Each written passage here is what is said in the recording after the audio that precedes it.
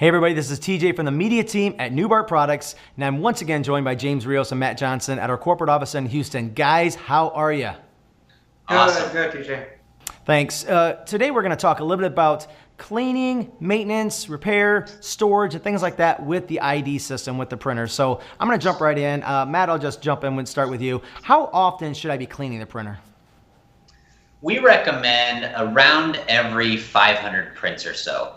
Now, that is really going to be dependent upon each customer. Depending on the volume that they do, the printers these days, if you have a newer model printer, they will actually prompt you when the printer needs to be cleaned.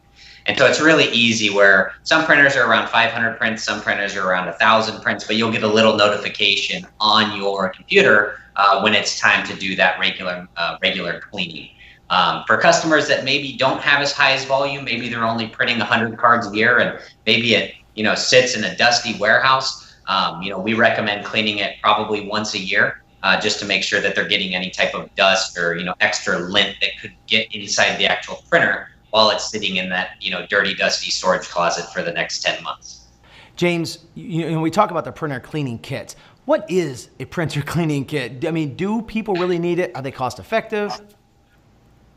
Yeah, especially for someone that's not used to the ID system, the printer comes with like a small, packet of a cleaning kit, but it comes with like an alcohol wipe or a cleaning card or a long alcohol card, or a pen to clean the print head. But it's in a kit put together for your specific printer that's going to keep it clean, keep the your warranty valid. Make sure it keeps just the life of your printer for as long as it's supposed to last. You think of it this way, if you have to clean things and properly maintain them to keep it functioning properly, and that's exactly what your cleaning kits are going to do for you. What about if the open ribbons and the cards and the ribbons are already open? How do I store those if they've already been open? Matt? So we recommend only putting in, you get a pack of cards, which is 100 cards, and most ID badge printers have 100, 200 plus card capacity in the actual input hopper where you physically put the cards. So we recommend only open pack once it's used up, then take off the shrink wrap off the next set of the next set of cards, so you don't have loose cards laying all over your workspace or in your storage closet.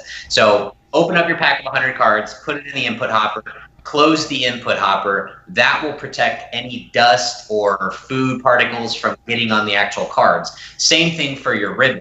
When you open up your ribbon, your cassette, and you put it in the ID badge printer, just leave it in there and don't open up your next ribbon until you've completely used up that previous ribbon. That's the best way to store your open product. So James, what about the summertime when it's not being used?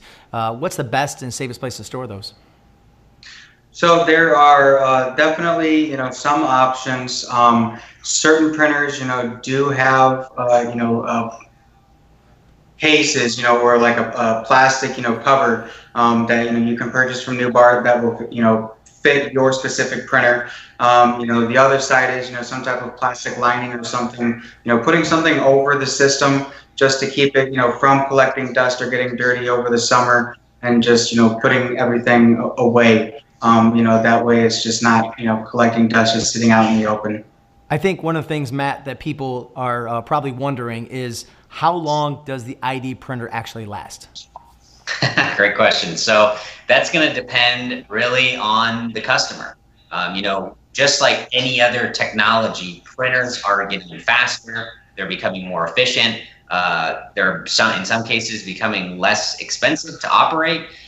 So for a customer that's printing 100,000 badges a month versus somebody who's only printing 10 badges a month, it's really going to vary depending on the customer and how important is it for that customer to stay current with the latest and greatest technology. Do they want the best quality print? Do they want something that's going to print faster? Because if that's important to them, then they should probably be looking to replace their ID system, every 3 to 6 years to stay current with latest technology. So James, if it's broken, is it worth fixing the ID printer?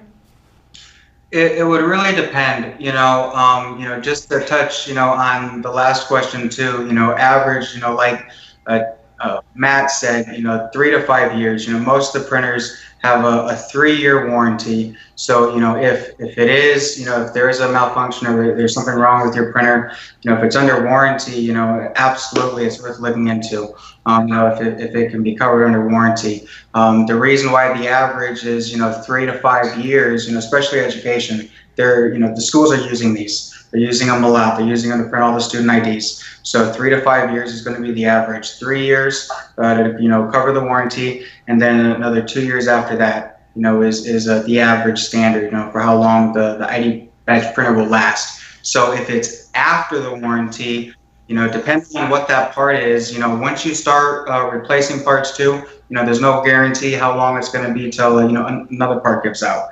So I mean, the big thing, a big red flag would definitely be white lines down your card. That's definitely a big notice that your print head's going bad. The print head is your printer. It's for the direct to card printers. So when the print head's going out, to purchase a new print head, most of the time we're telling customers, hey, it's over 3 years, your warranty's over, it's going to be a better investment just to purchase a new system. You have a new warranty, and you're not putting money into something that is inevitably going to break down again.